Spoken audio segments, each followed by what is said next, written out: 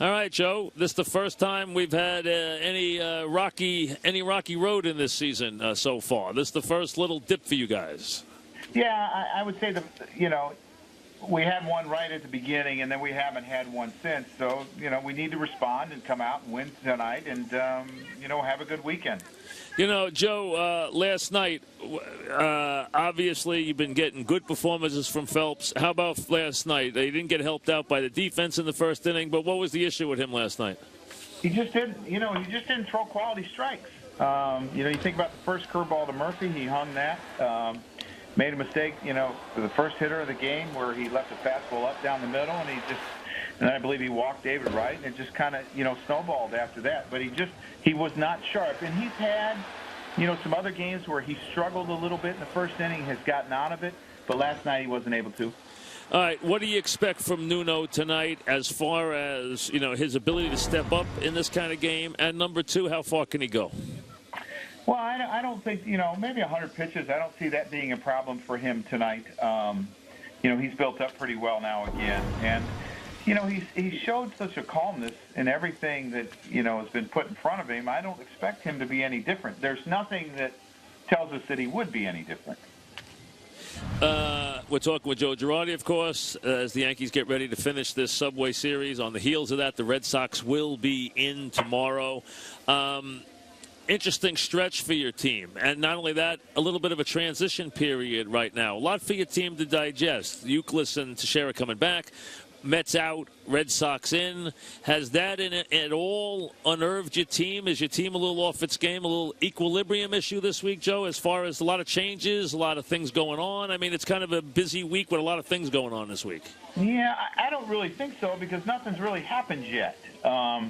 Sometimes you think about the anticipation of some things could possibly, but, I just think we're going through a little tough stretch right now, and it's something that every team's going to go through. We're not immune to it. We've seen other teams go through it. You look at these three games, we could have won two. I know we didn't swing the bats well, but the way our bullpen's been all year, we could have won two games, and it would be a different story, but we didn't, and now we're in a little losing streak, and we have to stop it. No question, and you could have won two games. Obviously, Robertson one night, Mariano the next year. Very much that's true. Last night, the only one-sided game. A couple of bright points last night. Number one, Bosch, who you put back in the lineup tonight, clearly hit the ball really well, made a nice play in the outfield, so he got rewarded, and he deserved it off last night's performance. Yeah, he played well last night, and I understand, each is 39 years old, too. And he's played 6 days in a row. We're in a really long stretch again. I got to make sure these guys stay fresh, and because if you don't, then you're not going to get any production whatsoever. And Bosch swung the bat well last night, so I thought it was a good day to give each off. Plus, you had to be thrilled with what Nova gave you last night. Yeah, that's a step in the right direction. And for him, it's consistency. I mean, we've seen him pitch at a very high level. And I thought he had some good downward playing last night at times. His curveball was excellent. He threw a couple change-ups. But it was definitely a step in the right direction. Joe, are you planning to insert Youkilis and Teixeira right into the lineup tomorrow? Is that the plan right now? When they get here, I plan on playing them. Okay. I don't think there's any reason to bring them here if they're not ready to go. So, to me, when they get here, I plan on. What will be, obviously we have some changing roles. Overbay has said he's open to anything you want to do. Cash said yesterday Adams stays. What's going to be the way you deploy Uke? Is he going to go right back to third? Is he going to DH some? What's going to be your plan with Uke and Adams going forward? Well, Uke's going to play some third. He's going to play some first, possibly DH some. We could definitely use him against DH against left-handers. If Tex, needs a DH day, you could put him at first. So there's some different things that you can do. Because, with Tex and Uke, I think it's hard to play him 7-8 days in a row right out of the get-go because they have not had to do that. So I think we have to be pretty smart about that. This has been broached a couple of places, Joe, and I thought about it in terms of the numbers game. Can you play Adams at shortstop at all?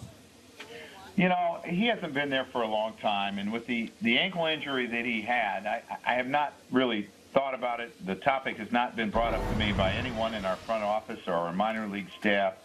I think in emergency you could put him there. Okay. But it's not something that we've thought about doing. All right. Number two, I want to go back a couple of days. Stewart's got a major reputation as a defensive guy. What do you think went on with him over in Citi Field? He had a couple of tough nights. Yeah, it's the game. No one's immune to having a couple of tough nights. I mean, that's the bottom line. And, it's unfortunate that it happened, but, you're going to see it every once in a while. Even the greatest catchers, you see, they miss balls, and they have sometimes balls go between their legs. And, I think when it happens, because he has that reputation, he has played so well behind the plate, we're all a little bit shocked. But it's the game. And the game is a humbling game at times, and it's frustrating. Talking with Joe Girardi as we get ready for Game 4 of this, really Game 4 or 2-2, whatever you want to say. But the Mets have won the first 3.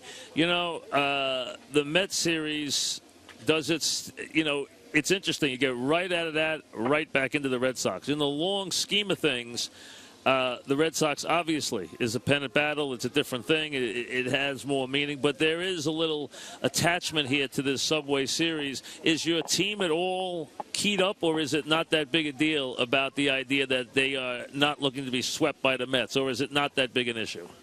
This team's pretty mature, and I think that, obviously we don't want to be swept, and our guys take a lot of pride, but I don't think that you're going to see their emotions change a lot from day to day. And you really don't want it to, because you don't want guys to get too high and too low, because there's a lot of, tough games and meaningful games that we're going to play during the year. So you want it to be very businesslike, and that's the way it's been.